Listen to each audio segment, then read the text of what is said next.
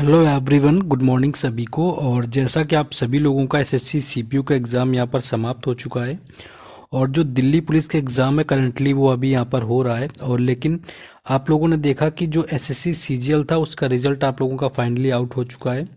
और cut off को लेकर के एक्सपेक्टेड जो जैसा कि रखा गया था कि थोड़ी बहुत कट ऑफ कम ही जाएगी, तो ऑलमोस्ट यहाँ पर 20 नंबर के आसपास आपके जो है यहाँ पर फर्क देखने को मिला है। तो जो कट ऑफ मैंने ऑलमोस्ट बताई थी, आप जाकर के वीडियो में चेक कर सकते हैं। मैंने 135 प्लस बताई हुई थी जाकर के, जो कि यूआर के लिए थी, बाकी एससी कैटेगरी तो ऑलमोस्ट वही है। एक नंबर का फ़र्क आपका यूआर में और एससी कैटेगरी में है। ओबीसी और ईडब्ल्यूएस में आपको 2 नंबर का फ़र्क देखने को मिला है। आप जाकर के देख सकते हैं, वीडियो चैनल पर ही पड़ी है, मैंने टेलीग्राम वगैरह पे शेयर भी किया था जो भी था।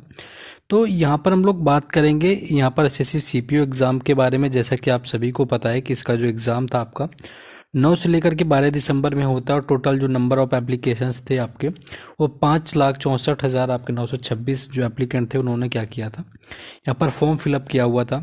तो अगर हम लोग इसकी टोटल बात करें वैकेंसीज़ वगैरह की, तो लास्ट ईयर में आपको पता है कि वैकेंसीज़ आपकी 5,000 प्लस हो गई थी। पहले तो आपकी 4,000 वैकेंसी ही थी जब आपकी भर्ती आई हुई थी जाकर के, लेकिन उसके बाद जो है आपकी वैकेंसीज इंक्रीज होती हैं जाकर कर अप्रॉक्स में 5,300 देखने को मिली हुई थी।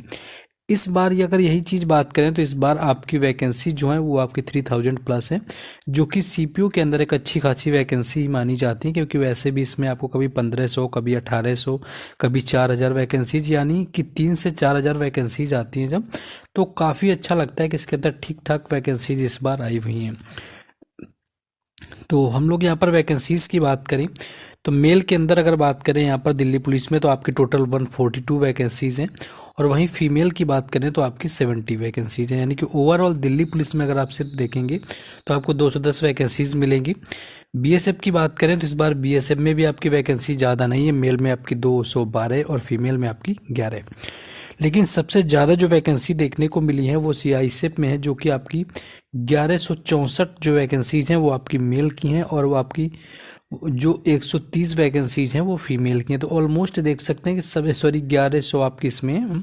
तो ऑलमोस्ट आप देख सकते हैं कि सीआईएसएफ में आपकी 1100 प्लस हैं और सीआरपीएफ में आपकी 1,000 प्लस हैं। तो ये 2 पोस्ट हैं जिसमें कि वैकेंसीज ठीक ठाक हैं। ओवरऑल आपको मैं बता ही चुका हूँ कि यहाँ पर 3,000 के अप्रॉक्स में प्लस ही आपके यहाँ पर वैकेंसीज देखने को मिली हुई हैं।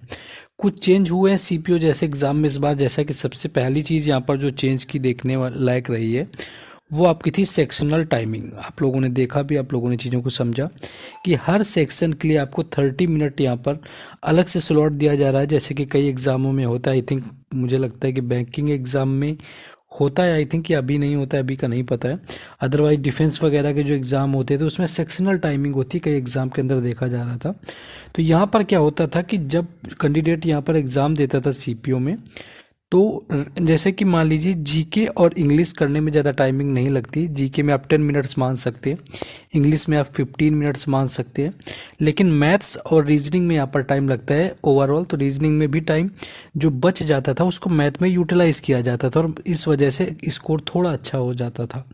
तो इस बार एक तो पैटर्न का आपका फ़र्क पड़ा है क्योंकि आपका कम हो जाएगा, लेकिन काफ़ी चेंज देखने को नहीं मिलेगा जितना कि सीजीएल में देखने को मिला। उसका रीज़न था कि सीजीएल में जो पैटर्न था वो बिल्कुल ही नया था और सीपीओ आते आते आपकी जो आंसर की हैं इधर उधर किसी भी तरह सर्कुलेट होकर के टीचरों ने मॉक में करा दिए। किसी भी तरह यहाँ पर पैटर्न का पता लग गया ऑलमोस्ट, पूरा नहीं तो कह सकते हैं आपका 70 से 80% लोगों को पता है कि किस तरह के क्वेश्चन बनते हैं, किस तरह की रीजनिंग में लेवल है। सारी चीज़ें यहाँ पर टीचरों ने करवा दी हैं, जैसे कि सीजीएल के आपका एग्ज़ाम हुआ था उसके बाद से आंसर की वगैरह आई थी। लेकिन फिर भी आपका जो सेक्शनल टाइमिंग है ये आपके लिए ज़रूर यहाँ पर रहेगा। तो जीके में तो आपका ओवरऑल आपको पता है कि यहाँ पर एवरेज अटेम्प्ट मान लीजिए कि 25 प्लस जाने वाले कैंडिडेट कम ही होते हैं, हर कोई 25 प्लस नहीं जाता है। कोई आपका 18 रहता है, कोई आपका 20 जाता है जा करके, कोई आपका 22 स्कोर करता है और मैक्सिमम केस में आपका 25 प्लस वाले कम ही मिलते हैं, 30 वाले इस तरह के काफ़ी कम कैंडिडेट हैं। इंग्लिश की भी बात करें तो इंग्लिश का लेवल आपका ठीक रहता है। तो ये मान लीजिए कि 35 से 45 तक तो एवरेज लोग कर ही जाते हैं। जिनकी इंग्लिश काफ़ी अच्छी है वो 45 प्लस भी जाते हैं, लेकिन एवरेज वाले बच्चे 40 से लेकर के 45 तक रहते हैं। मान लीजिए 38 से आपका 40 प्लस हो जाता है। इस तरह से उनके मार्क्स जो होते हैं वो फ्लक्चुएट करते हैं। उसके बाद रीजनिंग की बात करें तो आप खुद सोचिए कि रीजनिंग में ये इनफ है कि 30 मिनट के अंदर आपके 50 क्वेश्चन किए जा सकें, तो ये थोड़ा कम पॉसिबल है। लेकिन इस जैसे कि क्वेश्चन अभी इस आपके पैटर्न में पूछे जा रहे हैं, तो कुछ क्वेश्चन ऐसे हैं जिनमें कि पेन पेंसिल की में ज़रूरत ही नहीं पड़ती है, वो हम लोग वर्बली यहाँ पर सॉल्व कर लेते हैं। तो उनके लिए हो सकता है कि 30 मिनट आपके इनफ हो जाए, लेकिन फिर भी हम लोग सही से करने के लिए, पूरी तरह से चीज़ों को समझने के लिए 35 मिनट अप्रॉक्स में आपके लग जाते हैं। तो अगर हो सकता है कि अगर ये टाइम सेक्शनल ना होता तो 2 से 3 क्वेश्चन लोग और ज़्यादा कर पाते रीजनिंग के अंदर। अब रही बात मैथ के अंदर, तो मैथ आपका 30 मिनट मिला है जाकर के 50 क्वेश्चन करने के लिए। तो मुझे लगता है कि कोई कैंडिडेट 30 से 35 क्वेश्चन कर सकता है। अब ऐसे कैंडिडेट भी बहुत कम होते हैं कि 30 मिनट का टाइम मिले और 50 क्वेश्चन कर जाए और 50 सारे आप ही रहे हो। तो ये चीज़ें यहाँ पर चेंजेस देखने को मिलेगा, ये चीज़ यहाँ पर आप लोग देख सकते हैं। तो कट ऑफ में ऑब्वियसली है कि चेंज आपका देखने को मिलेगा और उसके बारे में हम लोग बात करेंगे। ये कट ऑफ आप लोगों के सामने हमने यहाँ पर रखी हुई कि ये जो कट ऑफ आपकी रहने वाली है, तो यूआर में आपके 115 प्लस कट ऑफ रह सकती है ऑलमोस्ट में। इससे आपकी बहुत ज़्यादा ऊपर नहीं जाएगी, ऑलमोस्ट में अब थोड़ा बहुत चेंजेस तो अंतर देखने को मिल ही जाते हैं, लेकिन आपकी 115 प्लस आप मान के चल सकते हैं, जो कि आपकी मेल की रहने वाली यूआर के अंदर। ईडब्ल्यूएस में आपकी 108 प्लस रहेगी जाकर के, जो कि आपकी ईडब्ल्यूएस कैटेगरी में है। ओबीसी में आपकी 110 प्लस रह सकती है और एससी में आपके 100 प्लस एंड एसटी की बात करें तो आपकी 95 प्लस। तो ऑलमोस्ट इनमें काफ़ी चेंजेस आपको देखने को नहीं मिलेंगे, कट ऑफ इस बार ऑलमोस्ट गिर ही जाएगी और इसी हिसाब से। लेकिन इसका एक यहाँ पर आप सोचें कि बेनिफिट जो आपको लग रहा है कि कट ऑफ कम जाएगी, लेकिन उसका बेनिफिट आपको कब जो आपको प्रॉब्लम बन जाता है, जब आप मेंस का एग्ज़ाम देंगे। मान लीजिए कि आपने 110 तो यहाँ पर स्कोर कर लिया है, 110 स्कोर करने के बाद में अब आपका मेंस में जब कट ऑफ लगती है जा करके, तो उस कट ऑफ में आने के लिए आपके ठीक ठाक नंबर चाहिए, यानी कि 300 प्लस में नंबर चाहिए। और 300 प्लस तो आपके तभी बनेंगे जब आप उसमें 200 में से 190 स्कोर करेंगे। तो जितने अच्छे मार्क्स यहाँ पर होंगे तभी आप मेंस में जा कर के अच्छा स्कोर करके फाइनल जॉब ले पाते हैं। अदरवाइज आपके जितने कम मार्क्स यहाँ पर होंगे तो आप अच्छे स्कोर बिल्कुल भी नहीं कर पाते हैं और आप फाइनल में नहीं हो पाते हैं। तो ये कट ऑफ रहेगी आपकी मेल की, यानी कि यूआर 115, ईडब्ल्यूएस 108, ओबीसी आपकी 110, एससी आपकी 100 एंड एसटी 95 प्लस।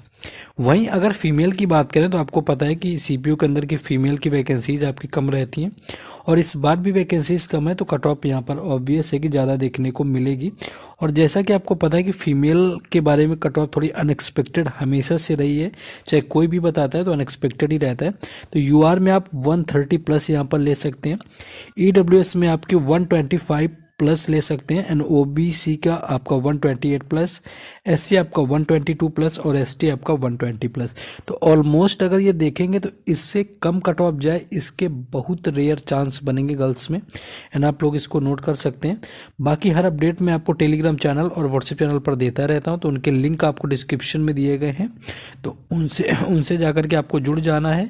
दोनों के लिंक है। बाकी वीडियो को शेयर कर सकते हैं, लाइक कर सकते हैं, चैनल को जरूर सब्सक्राइब कर लें, क्योंकि यहाँ पर हम आपको हर अपडेट देते रहते हैं। मिलते हैं नेक्स्ट वीडियो में। जय हिंद।